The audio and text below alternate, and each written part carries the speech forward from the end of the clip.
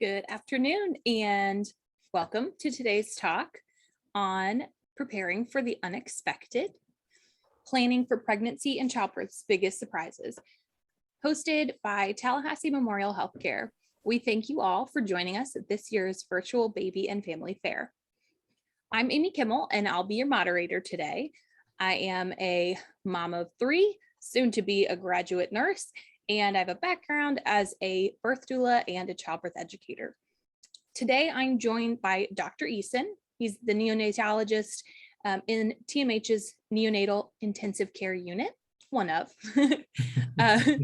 We have Joanna Fato. She's the assistant nurse manager of TMH's labor and delivery unit, post-anesthesia care unit, and the ORs. And we have Jennie Johnson. She's the assistant nurse manager for TMH's family care unit. Thank you all for joining me today. So we know that all babies come with lots of surprises. Some you can prepare for and others you can't. Our discussion today is about helping families anticipate some of the curveballs pregnancy and parenting can throw their way and equipping them with the knowledge and tools to face those challenges.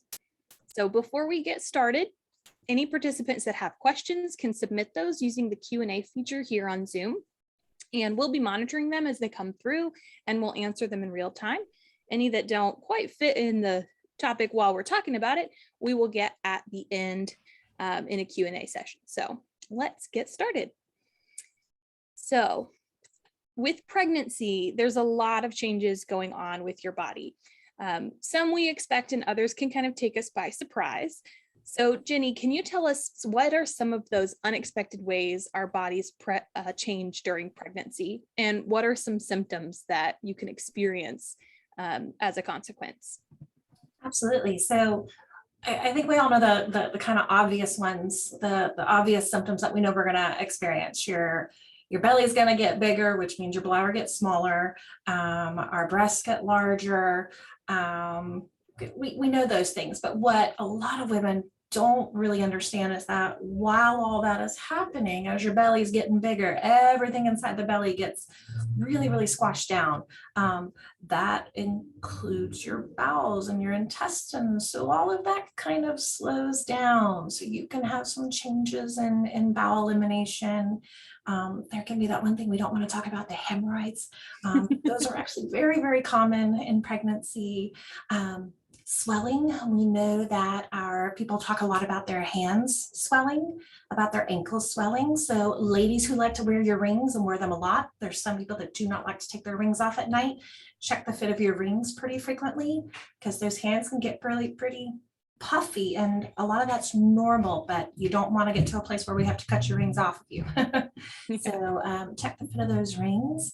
A lot of it is all the movement and everything inside. Sometimes that can be a little unexpected because now you're feeling things moving and you didn't even know it was there. Another big thing is, again, as that belly's getting bigger and it's pushing up on our diaphragm, it can make us feel a little bit short of breath. Can't take as deep of a breath as we used to.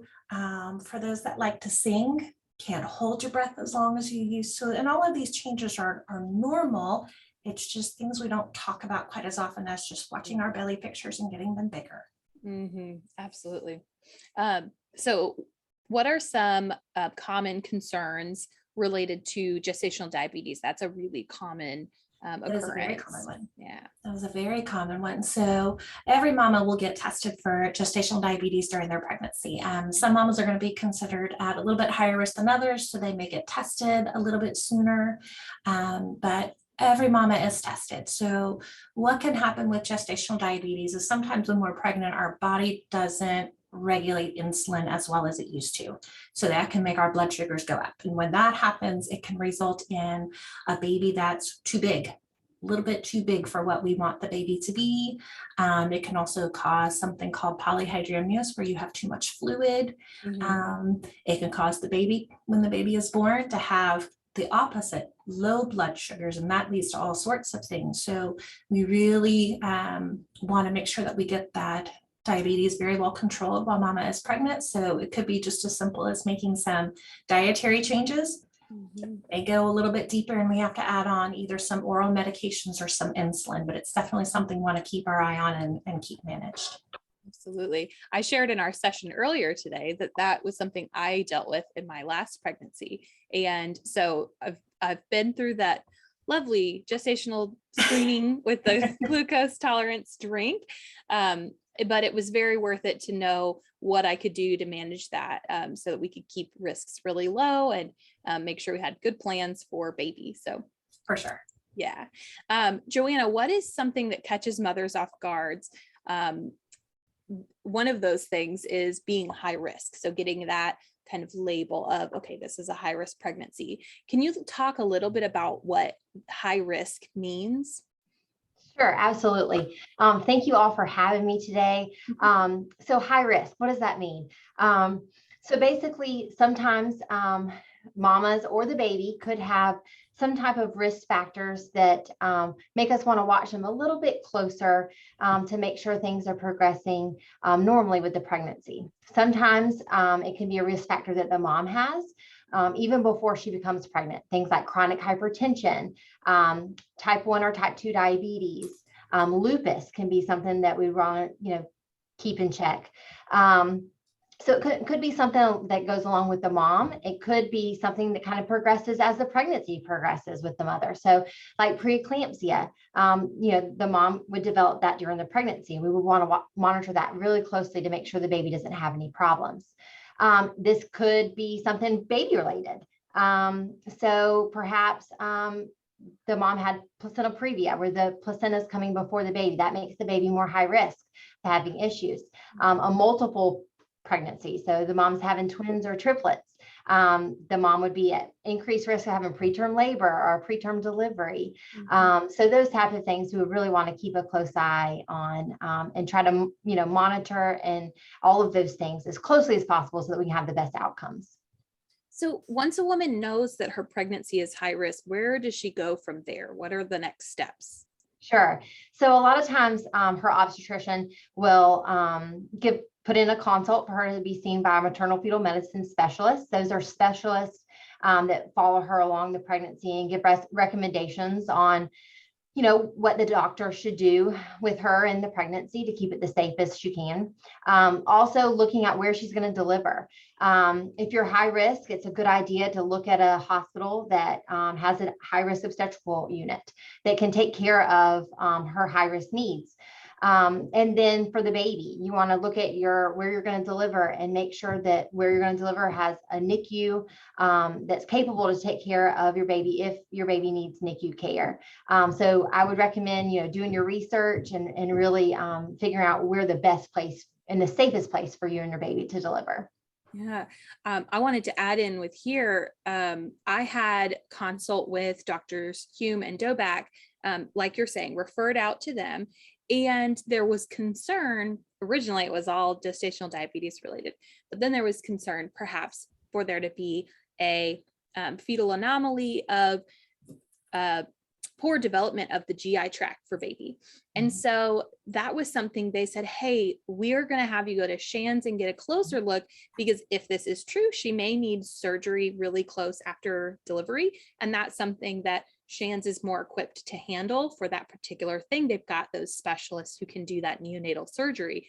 And so it was good to know that they're in really close contact with those specialists for a concern, like you're saying, a baby concern that was high risk. And in this case, it ended up being just everything was fine, got a closer look, everything was peachy. But I do know lots of families in Tallahassee do refer out to Shands or to Wolfson's and get some additional care. But that partnership that TMH has developed with those hospitals when there is a need for kind of neonatal care that is highly specialized. So it's good to know we've got our NICU and we've also got connections to places when we've got a really specialized surgery. So absolutely. So Joanna, how might having a high risk pregnancy change about what a mom envisions her pregnancy to look like? Yeah.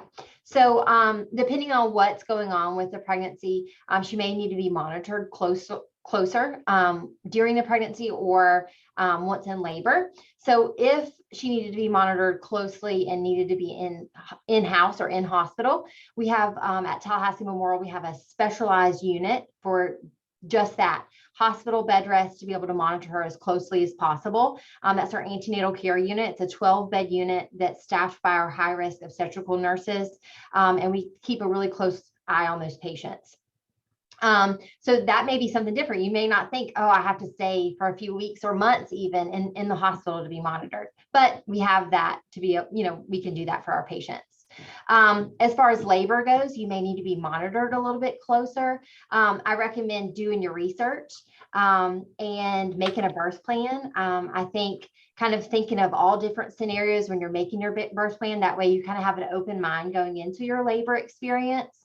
And you can give the staff and your doctors an idea of exactly what you want to happen with the different scenarios that might arise. Yeah. I wanted to add in that extra monitoring is like usually the external monitor, and that you can still kind of move around a lot in birth, even with that monitoring on.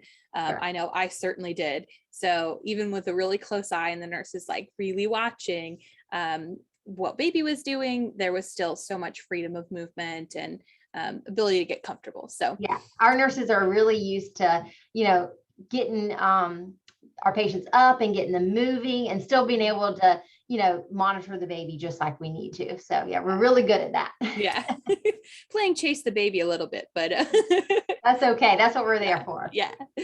All right, Jennie. So with all these things that we can't control, what are some things that we can? Like, how can we set moms up for the healthiest pregnancy and childbirth possible? Taking care of yourself. That's one of the biggest things for mamas. Good nutrition, good hydration. Even though we live in Florida and it's hot, I don't feel like most of us drink as much water as we're supposed to. And it's amazing how many pregnancy symptoms can be alleviated by just drinking enough water. So that's part of it. Education, keeping yourself educated, particularly first-time mamas. Maybe not so much Dr. Google and a little bit more an actual childbirth class. Something along those lines. Watching a tour or coming for a tour of the hospital, but really making a point of educating herself and having the family educated about what the options are. And then particularly for those mamas, make sure that your partner, whether it's your husband, your boyfriend, your mom, your aunt, your best friend, your roommate, whomever is going to support you, make sure they know your desires and your wishes too, because there's gonna hit a point in labor when you're in the hospital and you will not be able to speak for yourself. It happens to all of us. There just comes that time where it's just like, I just cannot communicate and I need someone to be my voice for me. So you want to make sure that that person knows what you want as well. With communicating that plan to your partner, it's, touching back on what Joanna said with making a birth plan, like getting educated so you can formulate that birthing plan and then using that as a tool to communicate with your partner and also with your care provider so that they know what's going on. I know one thing I recommend to all my doula clients and childbirth students is that they take their birth plan to a prenatal appointment to discuss so that they know the things that are doable and the things that are going to be, dependent on the situation, especially when we have these curveballs. So some things may be more fluid. If everything's peachy, we can do this. If there's a concern, we may have to adapt it a little. So what are some of the things that you would recommend people include in a birthing plan? Ooh.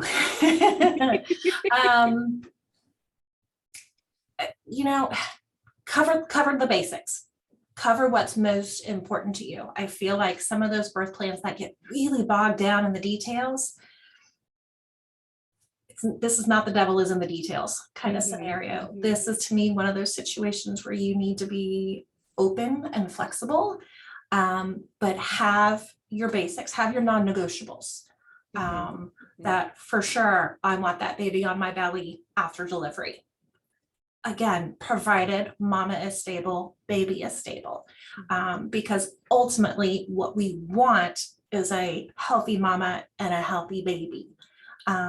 So cutting the cord, if we want mom to do it, does dad want to do it? Does grandma want to do it? Talk about it ahead of time so nobody's feelings are hurt. You know, talk about who you want in the room with you. Right now with our COVID restrictions, we're able to have family in there again. So really think about who do you want in there with you during that moment and where do you want them in the room? Those are some of the things you want to think about ahead of time. Thinking about, you know, when it comes down to stuff like epidural versus natural, just remember there's no bonus points. There's when you get to family care unit, we do not have a certificate or blue ribbons or trophies for those who went natural. I had 2 and 2 with an epidural, 2 natural. I will be the first to tell you my natural, I like to call them my accidental natural childbirth. I did not get any bonus points for any of it. What we got was healthy babies and a healthy mama at the end. That's what we really want. So I would definitely, if you're going to do a birth plan, make sure that you're open, flexible, and put in the non-negotiables for you. Put in the most important stuff in there. The rest will work itself out. Yeah. And I know for some of my doula clients, the non-negotiable is I need my epidural. They're planning it. Like you're saying, you have an unplanned.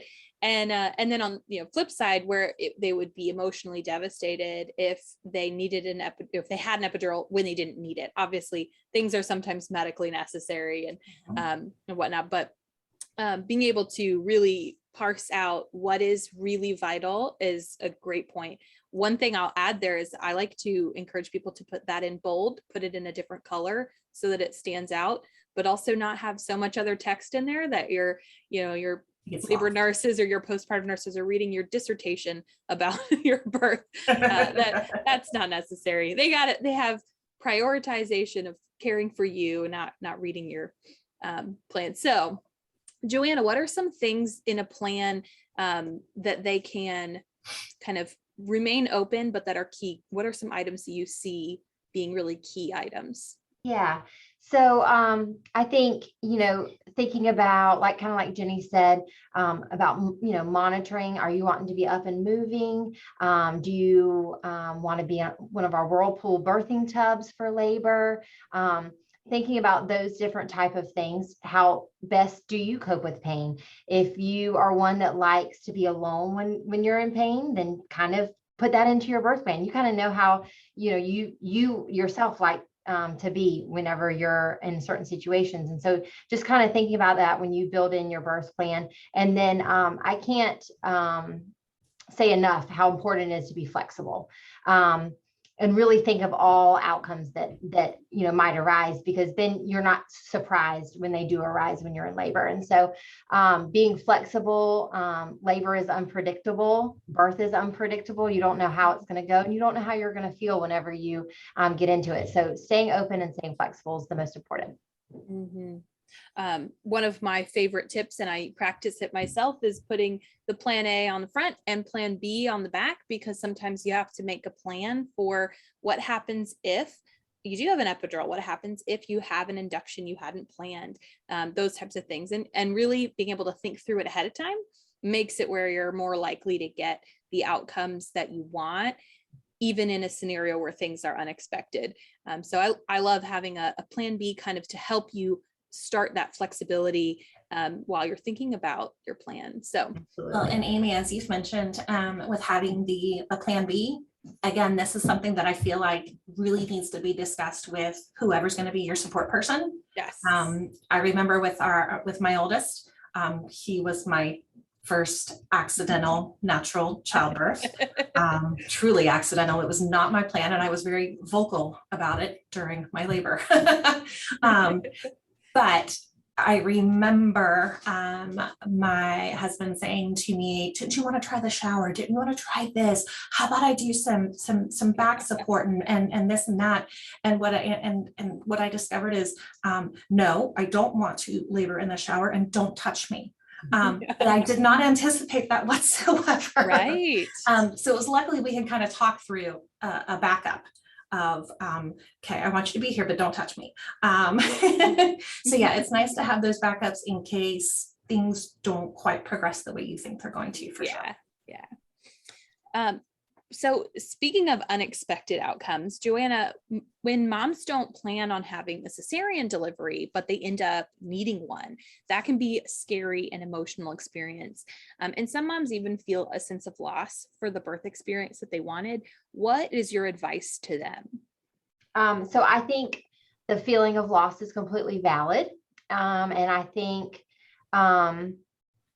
it's okay to have those feelings. I think talking about your feelings around your birth is important, not only, with those around you, your family members, but maybe even, a counselor or something like that. Know that, your feelings, again, are extremely valid. You're allowed to feel those ways, and talking about it can sometimes make you feel better. So voice those to those around you. And know that at the end of the day, you did what was best for you, and you did what was best for your baby. Mm-hmm. And that's, the most important. Absolutely. With, shifting gears to when baby's here, right? That's the goal. The goal, baby gets here. In movies and media, we're taught that the moment that parents see their infant, that they're just going to have this instant love, instant connection. That's not always the case. I know both of you have seen that adjustment period. We're like, okay, this is the human that I'm going to be bonding with. So that can catch people off guard a little bit. Can you talk about what that experience is like, and give advice for parents going through that initial bonding not being quite as easy?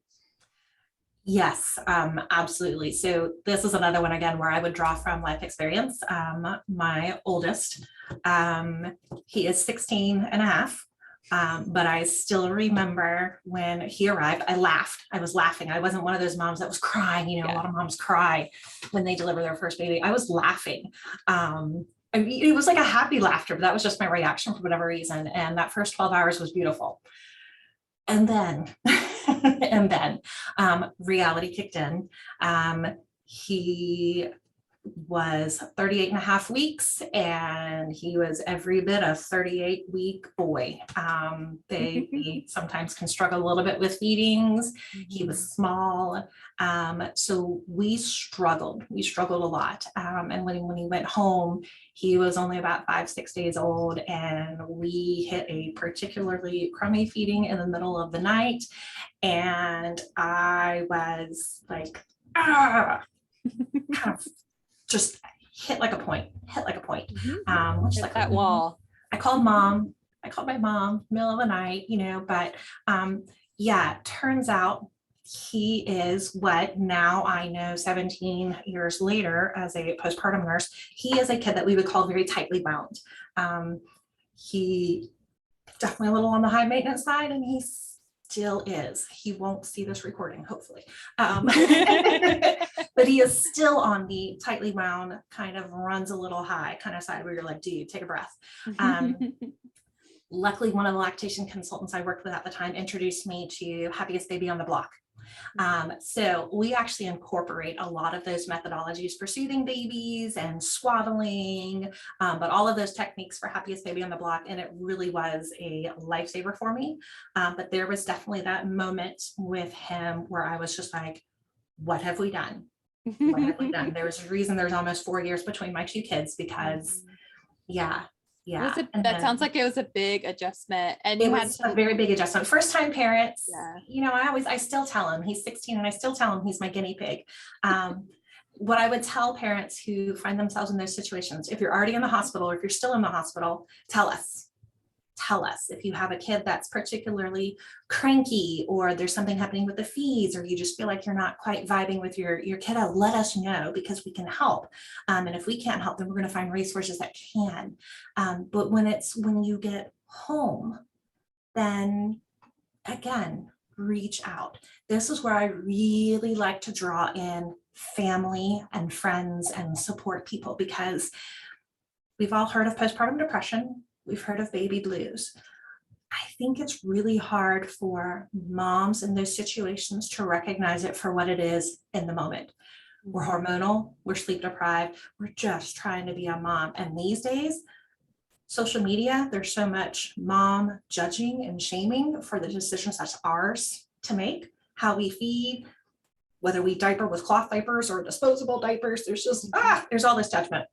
I'm very glad I was not a mom in the social media phase or a first-time mom when all that was happening. However, partners, families, friends, if you see that mama is struggling, do something. It's okay. I worked for 1 year as an OB nurse in a GYN clinic, and I would tell those dads and those partners, you're going to see it before she is. It's okay for you to call the office and tell me I'm worried about her, because then we can bring her in. Let us do a postpartum depression screen. Let us see what's happening. It's beautiful that right now we're in a time where we have so much focus on mental health, and that it's not the stigma that it had. It's okay for us to talk about that. Babies are hard, and not every baby is the sweet, cute, laid back, chill kind of baby. No, some of them are royal pains in the butt. And when it's your first, like you said, it's your first, so you don't have anything to compare it to. I definitely went through that with my first. She's similarly a very high anxiety type person. And it's not until you see, the comparison of what it's like, but also some of that is skill set, because as a new parent, you learning the techniques of swaddling and soothing baby was part of that. And so I know in the postpartum unit, that's a lot of, what if we know that you're struggling with something, we can help educate that and help give you the tools that you need.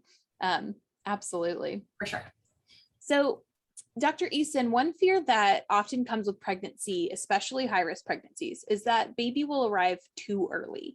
So how early is too early? And is that something that families can prepare for? Yes. So is it going to switch me over? Yes. Okay, perfect. So here at Tallahassee Memorial, we take care of infants as early as 23, 24 weeks. All the way up to full-term babies who have medical problems. The more premature that you're born, the earlier you're born, the closer to that 23, 24 weeks, the more hiccups and roadblocks and problems you have along the way while you're in the NICU and later on down in life. At about 22 weeks, it's very complicated as far as whether or not they survive and how well they do going forward if they're able to survive long enough to leave the NICU. I think the neonatology community and the NICUs all across the United States are still trying to figure out how early really is too early. So a lot of times what I like to do with mothers and fathers who are in positions where they might be having a baby born at that 22, 23, 24 weeks is I like to sit down and see kind of what their goals are, both for themselves, but also for their child, both in the next coming months and, later on down the road. And different individuals have different goals, both short-term and long-term. And that does kind of influence the plan that I like to create together with everyone on the team and with the family as far as how we approach things moving forward. Mm-hmm. With prematurity, every organ system is affected.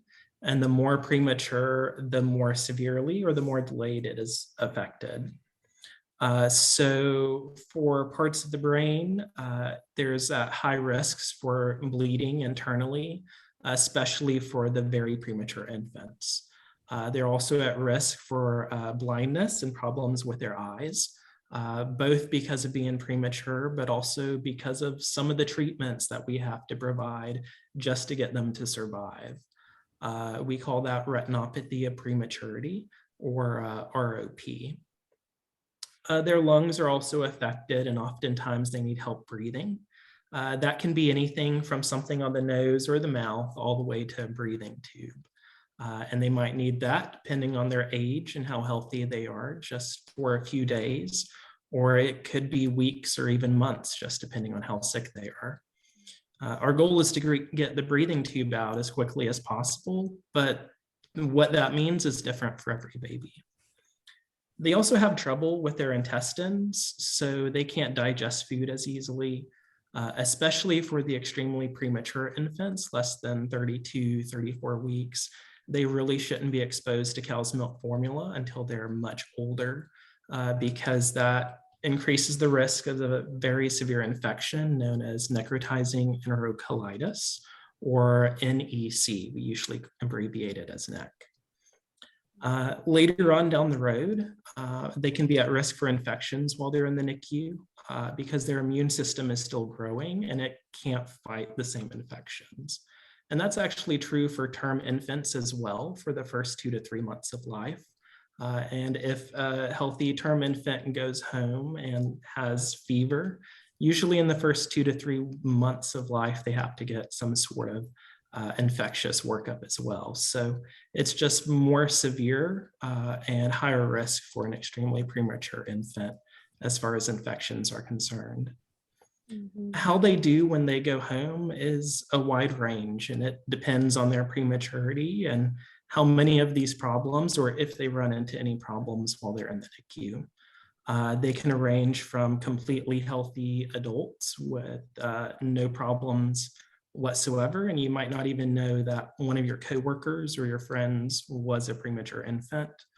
On the more severe cases of being affected, it can be cerebral palsy of severe types where they may not even be able to feed themselves or bathe themselves or walk or talk on their own. So there's a wide range, and every baby is unique. Mm-hmm. I know I've been a nurse extern in the pediatric unit here at TMH, and I've seen a lot of pediatric patients who come in with part of their history being, hey, they were an ex-preemie at a certain stage. And I know that can sometimes paint a clearer picture of what might be going on based on where they were in development when they were born. So I think one of the most common ones I see is that they struggle more with respiratory illnesses. We see them needing more help than a child who is born at term. So that's one of those that I see kind of the most Absolutely. commonly. What are things that families can do to prepare if they know that they're at risk for an early delivery? Yeah, so the NICU is a very difficult place, and a lot of families don't really know for sure they're going to end up in the NICU until after delivery or right at delivery. Mm-hmm. So being prepared and just knowing that if your child is sick, they may have to go to the NICU is something that's good to know. While we're here in the NICU and while the baby is in the NICU, we do our best to follow the birthing plan that they've kind of put together. But the fact of the matter is we're not always able to follow certain pieces. Mm-hmm. A lot of things we do in the NICU is trading one thing for another. So we need to get your child better and get your child home. And so sometimes that breastfeeding while mom is sick or while baby is sick, depending on how sick they are, might be something that we have to put off until later, until baby is healthy and mom is healthy. Mm-hmm. I know I saw that firsthand with my Mm-hmm. last child. She went to the NICU after just having some difficulty breathing at birth, even Mm-hmm. though she was term. And so that was one thing that the NICU team worked really hard to make sure that she was given my pumped breast milk once she was able to eat, but that had to be delayed. And so just knowing that that was what the plan would be, and having the TMH nurses really explain quite carefully and communicate from shift to shift that the nurses who were taking care of her knew mom's pumping, she's got breast milk in the fridge. And, you know, they were lovely about making sure that that part was together, even though we couldn't sit and latch like I had originally planned. So Absolutely. making adaptations where needed was definitely an adjustment, but the staff made that work really well. So while parents are living through that visit to the NICU while their child is in NICU, what are some of the things that they can expect from staff? Like what are the visiting policies look like? Can you enlighten us on that? Yeah, so our visiting policies over the last couple of years have definitely fluctuated, both because of COVID and because of changes in the unit. Currently, the policy is that moms and dads are able to visit anytime, day or night, except for when the nurses are handing over from day shift to night shift and night shift to day shift. I believe that time is currently 6:30 to 7:30. When the nurses are handing over, they're trying to hand over all of the information from one team to the next. That could be anything from what kind of respiratory support a baby is on to when medications are due, upcoming procedures or surgeries or labs or x-rays, depending on the infant.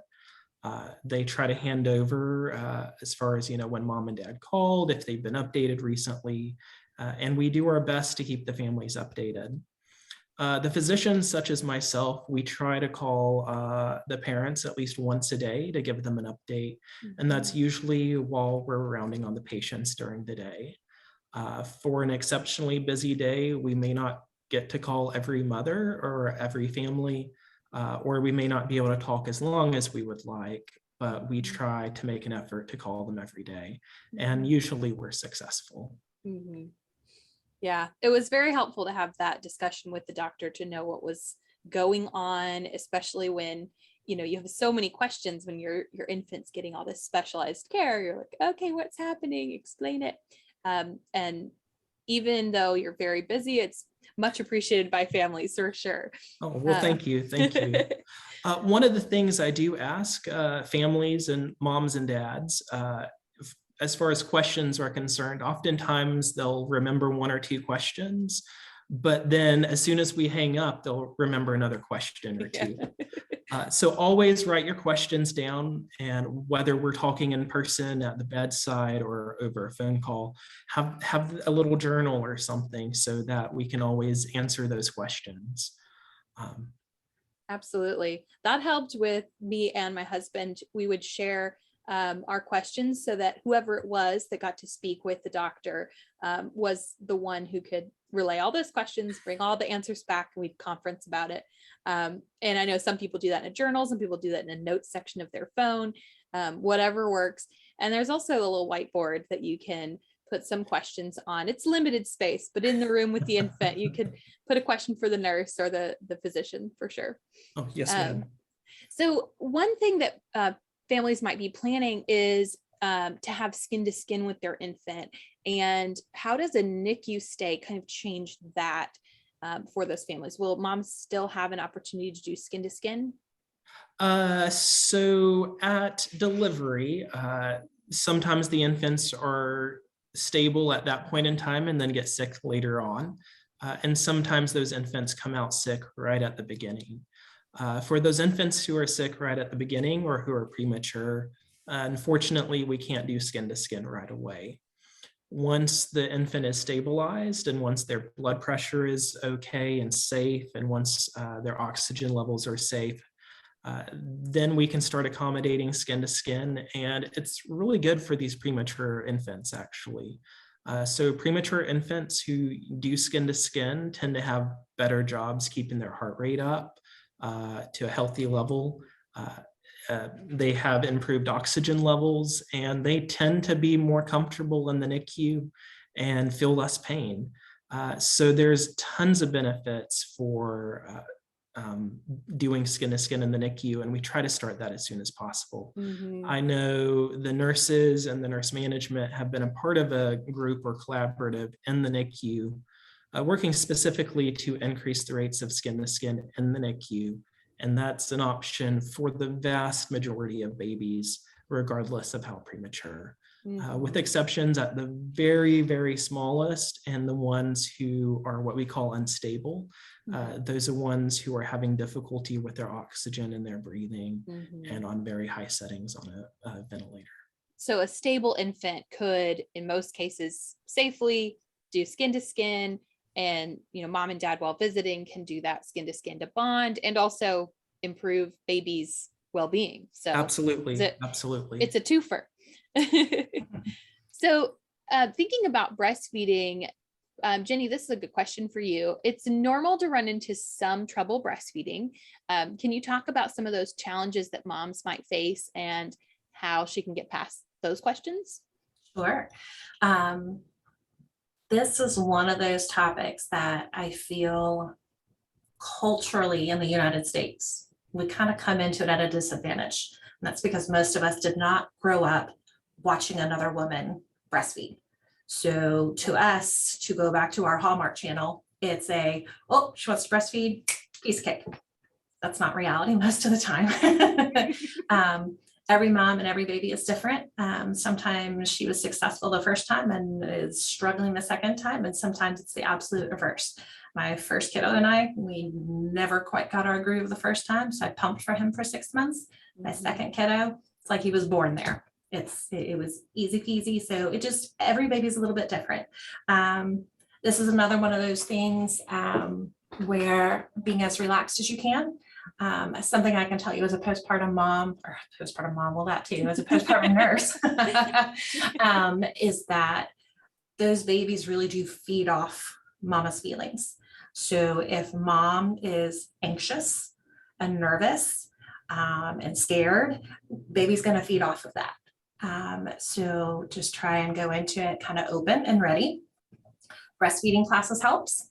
Mm-hmm. Talk to your friends that have breastfed. They're going to give you the reality of it. Mm-hmm. But talk to them. The beautiful thing is that all of our nurses are trained at TMH. We all have breastfeeding hands-on experience, extensive training with being a baby-friendly facility. We have our lactation consultants there to help you. It is not unusual for our nurses to be at bedside helping mama latch. If that isn't quite successful, then we move on to hand expression. We may end up going to a spoon, a cup, syringe feeding, maybe a tube at the breast if baby's latching, but it's just a little too young, a little too small to actually transfer milk.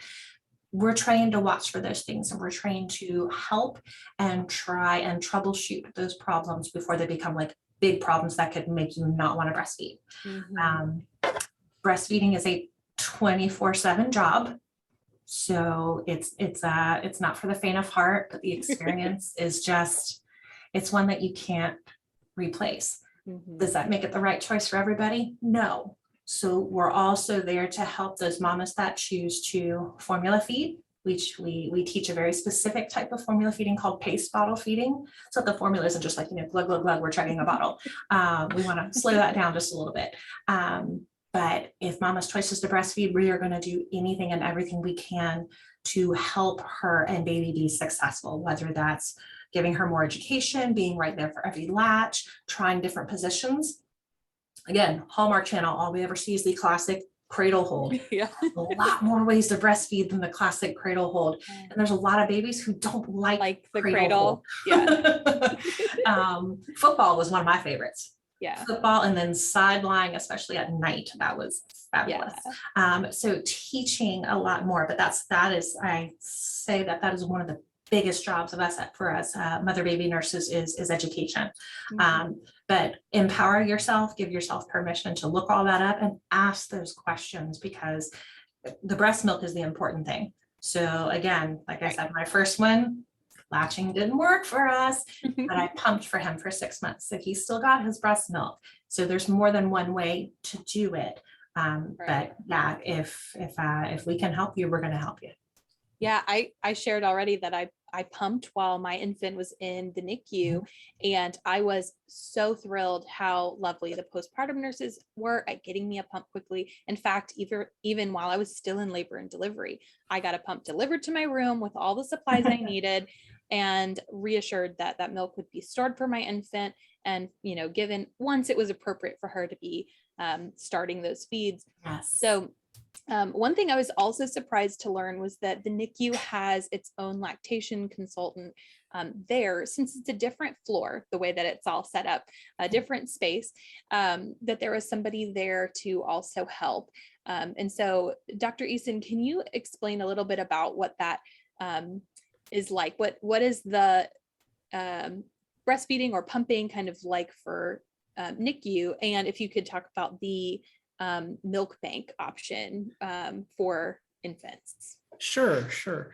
So for moms who are unable to breastfeed, whether that's because they're sick or because they live too far away, or maybe they're having trouble with their milk production because of other illnesses, we have donor milk as a backup, and we try to reserve that for the premature infants because they cannot tolerate formula and because it does increase risk of some very bad long-term side effects.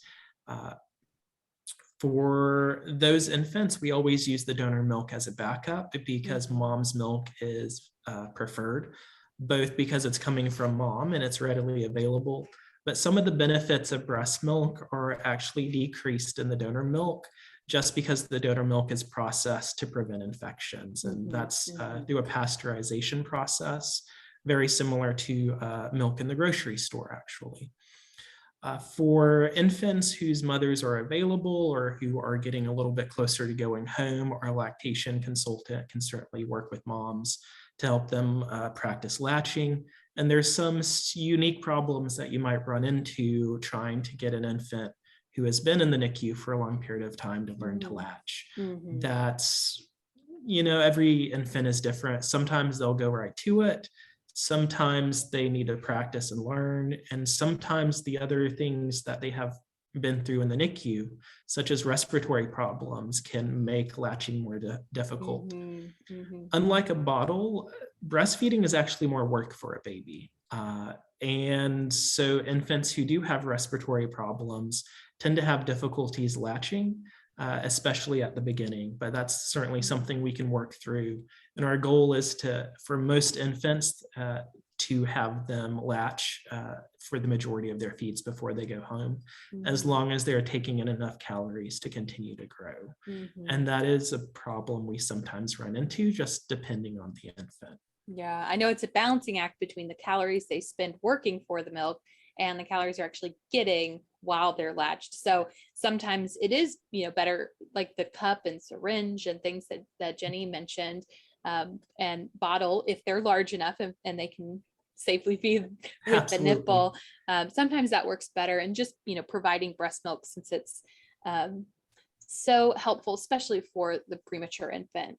Absolutely. And that's part of the balancing and trade-offs that I mentioned earlier. Yeah. So there's certainly benefits from being able to latch, but there might be a trade-off in them needing a little bit extra oxygen, which might be safe or might not, depending on the amount and how their lungs and how their eyes are doing. Absolutely. So Dr. Eason, one thing that might be very emotional for families is being separated from their child. And often in very premature infants, they're going to be returning home without them. What advice would you give for them? So that's a reality for many babies who are born in the NICU. And for babies that are extremely premature, we have the opportunity to talk to families in advance, usually through a consultation, to help prepare them a little bit. But for the babies who are closer to term, or for the moms who come in for an unexpected complication that requires delivery, it can be quite traumatic. And we do our best to spend time with the moms in the delivery room. If the baby is sick, but maybe not critical, we try to let mom at least hold for a little bit, or we try to show the infant to mother and at least let them see the infant's face before we take them to the NICU. It's not quite the same, but for many infants, it's the best that we can do while balancing baby safety. Part of that separation, I think, working on visiting is very helpful, and trying to visit as much as you can. And what that means for each mom and dad and family is different based off of work and if they have other children and how far away they live. For the infants, mothers, and families who live extremely far away, we do have the Ronald McDonald House available that has several rooms where families can stay. And usually mothers and fathers for the NICU babies tend to have priority if there's a room available. So that is an option for families who live farther away. And that's very helpful for some mothers to know that they can stay, for a prolonged period of time and be close to the NICU, even though they live far away over an hour and a half. So Joanna, something no family wants to think about is perinatal loss, but it's a very real fear. Can you talk a little bit about what happens if a family loses a child during pregnancy or during delivery? Yeah, sure. Pregnancy loss is very difficult. No one goes into a pregnancy, with that in their mind. There's two different types of loss. So a miscarriage is less than 20 weeks, is considered a miscarriage. Those are a little bit more frequent. And then greater than 20 weeks along in the pregnancy, if you have a loss, it's considered a stillborn. That's about 1 in every 100 pregnancies. One of the things with it is we've done lots of studies on pregnancy loss, and there isn't really anything that points to exactly why sometimes that a mom would lose a pregnancy. So I recommend, just trying to, if you had any risk factors, trying to keep managing those as closely as possible. Being seen by your doctor, your specialist is important. Not smoking. Smoking can increase your risk of having a loss. Again, diabetes, hypertension, keeping those in check. And then maintaining a healthy weight during your pregnancy. Obesity can kind of open you up to having some risk factors, and one of those being a loss. So trying to keep your weight before pregnancy and during pregnancy, within that normal range is important.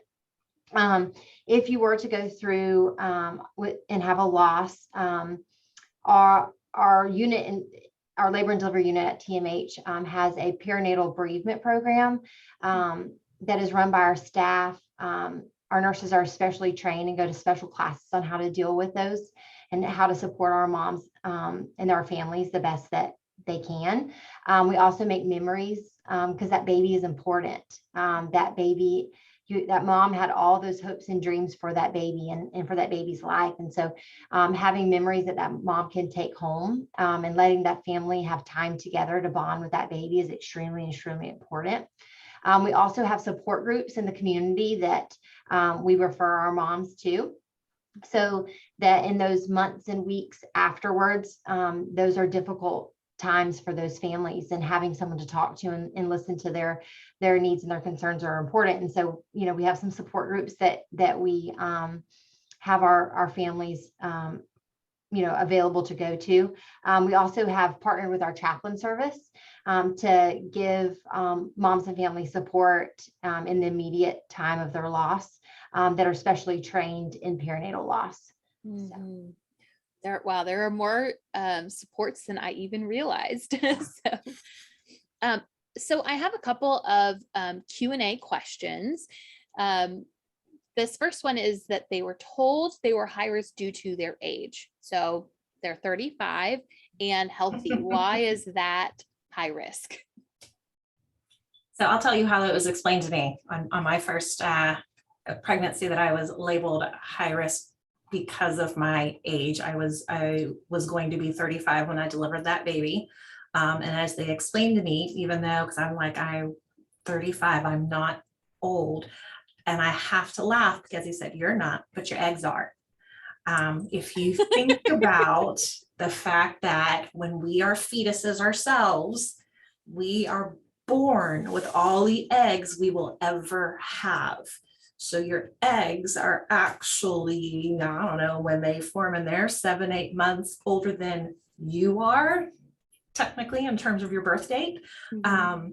It helps you kind of see how things can happen. So you have the chromosomal pieces because of those eggs. And then they have just found that those older mamas, the 35 plus, tend to be higher risk of developing some of those complications like hypertension, diabetes, and all that stuff that we don't like to happen in pregnancy. For whatever reason, those older mamas, just like elderly in our population, they're more at risk for some of those things. It's just in pregnancy, 35 is the cutoff. There's got to be a cutoff somewhere, right? Yeah. All right. So this next one, I think maybe Joanna will have a good answer. What would change if you have HPV? So with they do HPV, anything different? yeah, I don't know that we necessarily will do much different with HPV. Obviously, something like HIV, we do different. HIV positive moms, we do a lot different. We give them medications. With herpes, moms that have herpes, we will make sure they don't have an outbreak. If they were to have an outbreak of herpes, they would need to be delivered by C-section to be safe for the baby. But yeah, so we just kind of monitor all of those different things, and we can treat those things that we can treat, or sometimes it will change the mode of delivery. So HPV doesn't change mode of delivery at all. Awesome. All right. And then Dr. Eason, what is the difference between the level 2 and level 3 NICU, and why are those different when you're choosing where to have your baby? So if you're looking amongst different hospitals, the difference between the levels are usually determined by the state. So the state of Florida. What makes a level 2 or level 3 or level 4 in Florida might be different than what makes a level 2, 3, or 4 in Georgia, for example. All NICUs, regardless of their number, whether they're a 2, 3, or 4, are able to resuscitate infants of all ages. The question is whether or not they offer certain extra services, or whether they're able to provide long-term support and care for those infants. My understanding is in Florida, around 28 weeks is kind of the cutoff, but I could be wrong with that, so please don't quote me. I've only been in the Florida NICU system for less than a year, about 9-10 months now. So the exact cutoff may be different between Georgia. Most infants requiring specialized care, so extreme premature, less than 28, less than 32. Infants requiring specialized ventilator services besides just the normal ventilator. Infants who require therapeutic hypothermia or whole body cooling for possible injury from lack of oxygen during the delivery process. Those tend to be taken care of at a level 3 rather than a level 2. The difference between a level 4 and a level 3 is a new differentiation that Florida has been trying to put together, but that's something that in Georgia, I believe, has been put together for a while. And the difference is the level of surgical subspecialties. So we do have a surgeon who's able to provide some emergency surgery support at the NICU in Tallahassee Memorial. But if you're looking for those really rare, really advanced surgical subspecialties like airway reconstruction or congenital heart disease repair or heart transplants, lung transplants, those types of things are really done at the academic medical centers. The level 2, once again, they can stabilize, but they don't normally take long-term care of the smallest and most premature infants, and the ones that require prolonged mechanical ventilation. So what happens if your baby requires a higher level of care than is offered at the hospital you give birth in? What does that look like? So a lot of hospitals across the United States have transport services, and Tallahassee Memorial does as well. So we have a dedicated transport team from our NICU that includes a NICU nurse who is trained in transporting infants. And we have NICU respiratory therapists that will go and actually either pick up or take an infant depending on what's going on. But we usually the receiving hospital provides that transport service, but not always. For example, if we are needing to pick up a baby at a level 2 or a newborn nursery within an hour or 2 hours away, our team will usually go and get them and then bring them to our NICU to provide what services that baby needs here that they could not receive somewhere else. Similarly, if an infant has to be transferred for an emergent surgery or for congenital heart disease that needs an urgent repair or something else along those lines, usually the hospitals close by, such as Shands and Wolfson's, which we've been able to develop a partnership with, will come and usually take those infants and take them back for the surgical evaluation.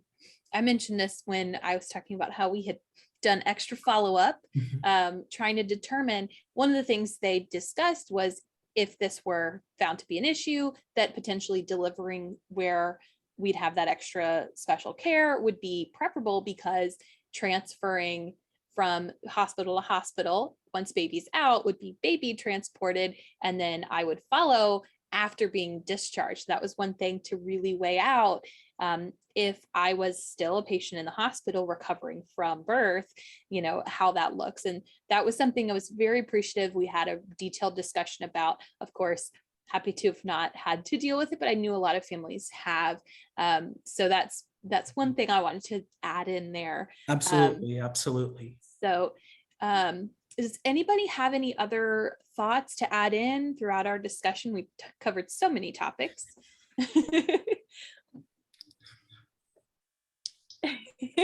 Awesome. Well, with that said, we've covered all our Q&A questions from our participants today. Thank you all so much who tuned in and sent in your questions. And thank you all panelists for your time and your insight. We will be sending out an email to everyone who registered with the recording from today's talk, and some links for the resources that our experts mentioned today. We hope you will all join us for the remainder of the Baby and Family Virtual Speaker Series. And our next webinar will be tomorrow at noon. That is what they don't tell you about postpartum. To see our full lineup and to register, you can visit tmh.org/fair. Y'all have a great night. Oh, thank you so very much.